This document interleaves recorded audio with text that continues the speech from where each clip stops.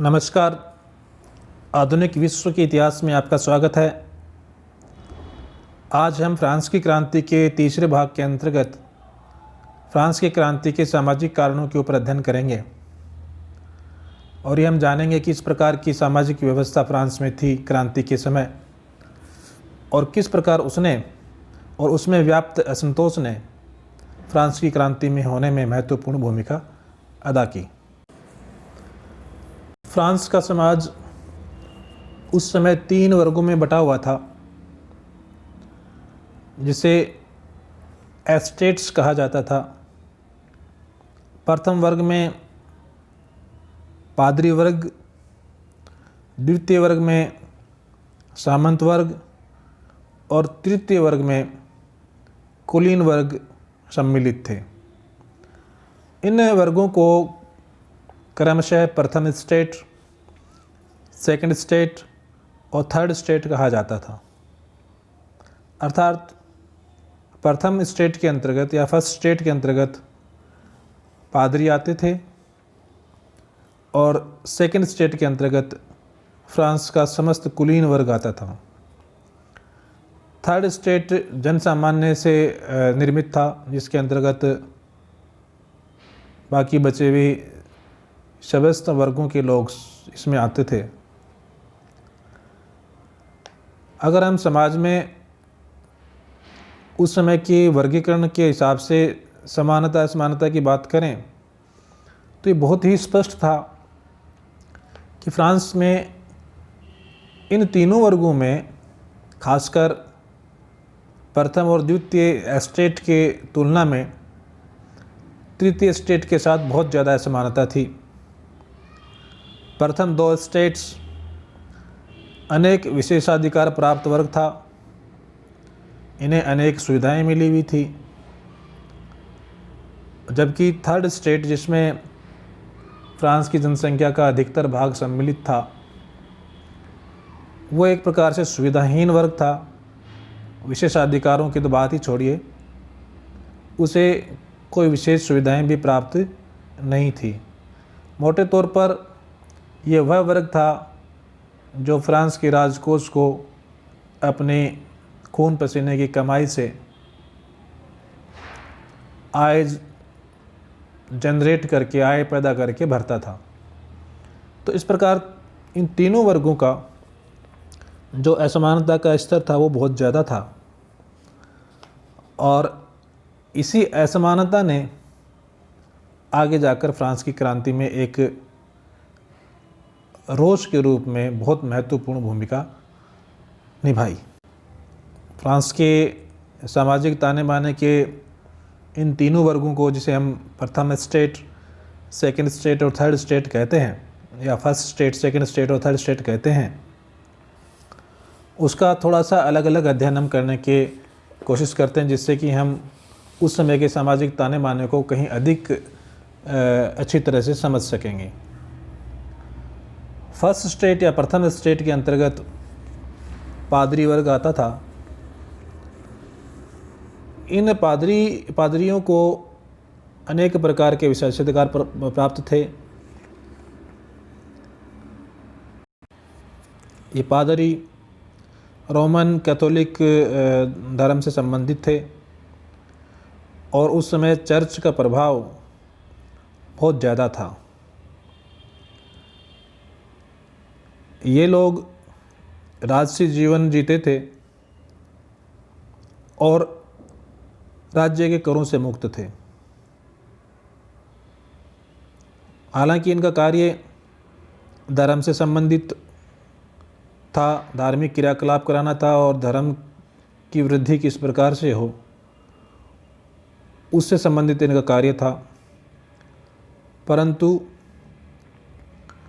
वास्तविक रूप में ये पादरी वर्ग अत्यंत समृद्ध था। कहा जाता है कि फ्रांस की संपूर्ण जागीरी भूमि का 20% भाग चर्च के अधीन था और इससे चर्च को बहुत ज़्यादा आय होती थी। इसके अलावा चर्च राज्य के समानांतर एक प्रकार का धार्मिक कर भी वसूल करता था, जो सभी फसलों पर धर्मांश के रूप में लिया जाता था, इसे टीथे कहा जाता था। यह भी उस समय फ्रांस में वसूली जाती थी। माना जाता है कि क्रांति के समय चर्च की जो वार्षिक आय थी वह राजकीय आय से लगभग आधी थी। इससे हम समझ सकते हैं कि फ्रांस में जो चर्च और धार्मिक पादरी वर्ग था उनके पास कितना अधिक धन था। हालांकि उन्हें इस धन का व्यय धार्मिक कार्यों पर खर्च करना होता था, परंतु इनके स्थान पर वो लोग अपने ऐश्वर्यपूर्ण जीवन पर धन का खर्च ज़्यादा करते थे और इस कारण से वो समाज में लोकप्रिय नहीं थे। धार्मिक कर्तव्यों से विमुख होकर वे ऐश्वर्यपूर्ण और भोगविलासपूर्ण जीवन व्यतीत करते थे। उनके पास अपने दुर्ग होते थे, महल थे तथा बेशकीमती वस्तुएं थी। एक उदाहरण से हम समझ सकते हैं कि फ्रांस का पादरी वर्ग किस प्रकार का जीवन जीता था। स्ट्रेसबर्ग के आर्क बिशप की वार्षिक आय लगभग $3 लाख थी और वह अपने भव्य महल में रहता था तथा वहाँ पर राजा की तरह दरबार भी लगाता था। आप उसके ऐश्वर्यपूर्ण जीवन का अनुमान इससे लगा सकते हैं कि उसकी रसोई में खाना बनाने वाले जो जिसे हम बर्तन कहते हैं, देगचियाँ बोलते हैं, वो भी चांदी की बनी हुई थी। उसके अस्तबल में मेहमानों के उपयोग के लिए लगभग 180 घोड़े थे। इसी प्रकार एक अन्य बिशप की औसत आमदनी लगभग $50,000 के आसपास थी। तो इससे हम ये समझ सकते हैं कि इन पादरियों का जीवन किस प्रकार से ऐश्वर्यशाली था, विलासी था। यहाँ एक बात और विशेष ध्यान देने योग्य है कि पादरी वर्ग में भी 2 वर्ग थे। एक उच्च पादरी थे जिनका अभी हमने वर्णन किया, जिसमें बिशप, आर्क बिशप और ये लोग आते थे, और दूसरे सामान्य पादरी होते थे जो ज़मीनी स्तर पर लोगों के बीच रहकर लोगों के दैनिक धार्मिक कार्यक्रम संपन्न करवाते थे। इन दोनों पादरियों के विशेषाधिकारों और ऐश्वर्यपूर्ण जीवन में भी बड़ा अंतर था। बड़े पादरी बहुत ठाट बाट से रहते थे, विलासी जीवन जीते थे, परंतु जो छोटे पादरी होते थे, जो सामान्य पादरी थे, वो बहुत ही अभाव में जीवन व्यतीत करते थे। इस कारण से पादरियों में भी जो निम्न वर्ग के पादरी थे, उनमें अपने उच्च वर्ग के पादरियों के प्रति एक वैमनस्य का भाव स्वाभाविक रूप से था, और यही कारण है कि इस निम्न वर्ग के पादरी वर्ग ने क्रांति के समय जनसामान्य वर्ग का साथ दिया। द्वितीय वर्ग के अंतर्गत कुलीन वर्ग के लोग आते थे और यह सामाजिक दृष्टि से एक बहुत ही विशिष्ट वर्ग था। इसमें आमतौर पर राज्य के पदाधिकारी, सामंत लोग शामिल थे। इसे अनेक प्रकार की सुविधाएं, रियायतें और अधिकार प्राप्त थे। जैसे इनके विरुद्ध कोई अगर अभियोग चलाया जाता था तो विशेष न्यायालयों में ही उसकी स्वीकृति दी जाती थी। अर्थात इन पर विशेष न्यायालयों में ही अभियोग चलाया जा सकता था। इन्हें स्वीकार करने का अधिकार था।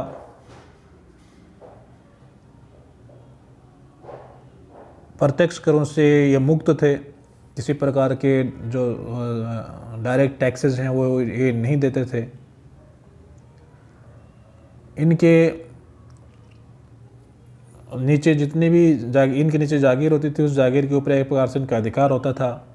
उसमें अगर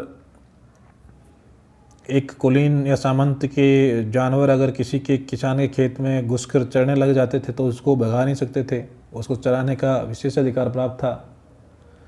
इसी प्रकार कई जगह तो ये भी स्थितियाँ थी कि अगर किसानों को कोई अनाज भी पिसवाना होता था, आटा बनवाना होता था, तो वो भी यदि उस सामंत ने अपने यहाँ चक्की लगा रखी थी तो उसी चक्की से ही पिसवाना पड़ता था। तो इस प्रकार से इनके पास अनेक अधिकार थे, बहुत बड़ी ज़मीन जायदाद थी इनके पास, आय के एक बहुत बड़े स्रोत के ऊपर इनका अधिकार था। इसके बावजूद भी यह वर्ग कर से मुक्त था। कहा जाता है कि इस कुलीन वर्ग में दो प्रकार के लोग शामिल थे। एक तो शस्त्र आधारित कुलीन वर्ग, नोबिलिटी ऑफ द स्वॉर्ड, और दूसरे वस्त्र आधारित कुलीन जिन्हें नोबिलिटी ऑफ द रोब कहा जाता है। शस्त्र आधारित कुलीन वर्ग पुराने सामंत थे जिनके पास अनेक जमीन जायदादें और सैनिक शक्ति थी, और इनमें से बहुत सारे वर्साय के राज दरबार में रहते थे और इन्हें अनेक प्रकार की रियायतें और सुविधाएं मिली हुई थी। दूसरे जो नोबिलिटी ऑफ द रोब जिसे कहा जाता है, वो ऐसे व्यक्ति थे जिनके पास प्राचीन सामंती जागीर तो नहीं थी, परंतु न्यायालय और नौकरशाही में ये उच्च पदों पर आसीन थे। और मज़े की बात ये थी कि इस वर्ग के पास एक बड़ी मात्रा में जागीरों की संख्या थी, ज़मीन थी, परंतु उन्हें फिर भी कोई कर या टैक्स नहीं देना पड़ता था। कुलीन वर्ग के पास माना जाता है कि पादरी वर्ग की भांति फ्रांस की भूमि का लगभग 1/5 हिस्सा था, और इनकी समस्त विलासिता का खर्च जनसामान्य उठाता था। इसलिए फ्रांस में उस समय कहा जाता था कि पादरी लोग प्रार्थना करते हैं, कुलीन लोग युद्ध करते हैं, और इन सब का खर्चा जनसामान्य आम आदमी उठाता है। The priest pray, the nobles fight, the common pay for all, ये कहावत बहुत ही आम थी फ्रांस में। अगर हम फर्स्ट स्टेट और सेकंड स्टेट दोनों की अगर बात करें सामूहिक रूप से, क्योंकि विशेषाधिकारों और सुविधाओं के मामले में ये वर्ग एक दूसरे की टक्कर लेता था, बाकी थर्ड स्टेट से अगर हम तुलना करें तो ये फर्स्ट स्टेट और सेकंड स्टेट एक ही वर्ग था, क्योंकि सुविधाभोगी वर्ग यही थे। इन दोनों वर्गों को मिला दिया जाए तो फ्रांस की जनसंख्या का मात्र 3% लोग थे, जबकि फ्रांस की कुल भूमि का 40% हिस्सा इनके अधिकार में था, और एक भी नया पैसा ये कर के रूप में राजकोष में नहीं देते थे। फ्रांस की सामाजिक व्यवस्था में तीसरा वर्ग, जिसे तृतीय स्टेट या थर्ड स्टेट जो ज़्यादा पॉपुलर शब्द है, उसमें आमजन शामिल था। इस वर्ग के अंतर्गत कृषक शामिल थे जो फ्रांस की जनसंख्या का सबसे बड़ा हिस्सा था, श्रमिक और मजदूर थे जो नगरों में काम करते थे, मध्यम वर्ग था जिसे बूर्जुआ वर्ग भी कहा जाता है, जिसके अंतर्गत शिक्षक, वकील, शिल्पी, व्यापारी आदि आते थे। ये सारा वर्ग थर्ड स्टेट या तृतीय स्टेट के अंतर्गत आता था। इस वर्ग के अंतर्गत फ्रांस की जनसंख्या का 97% भाग आता था। अगर हम मान लें कि फ्रांस की उस समय जनसंख्या मात्र 100 थी, तो 97 लोग थर्ड स्टेट के अंतर्गत आते थे। परंतु इनके पास फ्रांस की ज़मीन का मात्र 60% ही हिस्सा था, और उस पर सुविधाभोगी वर्ग का समस्त खर्चा थर्ड स्टेट ही उठाता था। अर्थात फर्स्ट स्टेट और सेकंड स्टेट कि ऐश्वर्यपूर्ण और विलासी जीवन पे जो भी व्यय होता था, उस व्यय की भरपाई थर्ड स्टेट के लोग अपनी आय में से अधिकतर हिस्सा कर के रूप में चुका कर करते थे। इनकी आय का 4/5वां भाग यानी 80% हिस्सा कर चुकाने में व्यय हो जाता था और मात्र आय के 20% भाग से इन्हें अपने घर का समस्त खर्चा चलाना पड़ता था। इन्हें अनेक प्रकार के कर देने पड़ते थे, जिनमें भूमि कर जिसे टेले कहा जाता था, आयकर जिसे विनिगत में कहा जाता था, इस आम जनता पे नमक कर भी लगता था जिसे गाबेल कहा जाता है, चर्च कर यानी धार्मिक कर्ज टीथे, और व्यक्ति कर यानी प्रत्येक व्यक्ति पर लगने वाला व्यक्ति कर अर्थात पोल भी इन्हें चुकाना पड़ता था। इससे आप अंदाज़ा लगा सकते हैं कि फ्रांस में थर्ड स्टेट की स्थिति क्या थी। थर्ड स्टेट में मजदूर किसान तो असंतुष्ट थे ही थे, परंतु मध्यम वर्ग भी बहुत असंतुष्ट था, जो थर्ड स्टेट का लगभग 10% भाग था। ये वो लोग थे जिन्होंने अपनी मेहनत और लगन से पैसा कमाया था और पैसा कमाने के पास धनी हो गए थे, और ये यहाँ तक कि कुलीन वर्ग यानी सामंत वर्ग को पैसा उधार भी देते थे, ब्याज पर भी देते थे उनके खर्चे चलाने के लिए। उसके बावजूद भी समाज में इन्हें उतनी प्रतिष्ठा हासिल नहीं थी जितनी कुलीन वर्ग को थी। इस कारण ये लोग दुखी और असंतुष्ट थे। इनके दिमाग में था कि ये लोग जो अपने आप को कुलीन कहते हैं, इनका खर्चा तो हम चलाते हैं, इनकी ज़रूरत के ऊपर हम उधार देते हैं। उसके बावजूद भी सामाजिक प्रतिष्ठा की जब बात आती है तो उन्हें ही आगे किया जाता है। हमें बिल्कुल भी सामाजिक रूप से कोई अच्छी स्थिति प्रदान नहीं की जाती है।